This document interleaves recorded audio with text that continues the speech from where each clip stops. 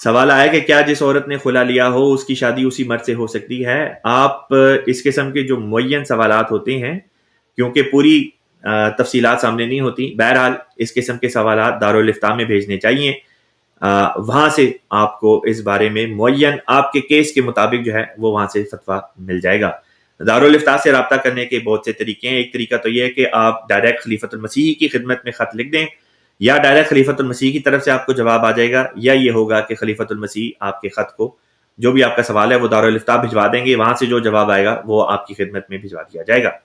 تو بعض لوگ سوال کرتے ہیں لیکن ان کے سوال ایسے ہوتے ہیں جو عمومیت کا رنگ نہیں رکھتے بلکہ بڑے اسپیسیفک ہوتے ہیں، تو اسپیسیفک سوالوں کے اوپر فتاویٰ جو دیے جاتے ہیں اس کے لیے اسپیسیفک سچویشن، جو بھی تمام تر حقائق ہیں ان کا سامنے ہونا بڑا ضروری ہے۔ اگر یہی سوال آپ چاہیں بے شک آپ ای میل پہ ہم سے پوچھ لیں، اور مزید جو بھی ہمیں ڈیٹیلز آپ سے چاہیے ہوں گی اس کے بعد پھر آپ کو اس بارے میں رہنمائی ہم کر سکتے ہیں۔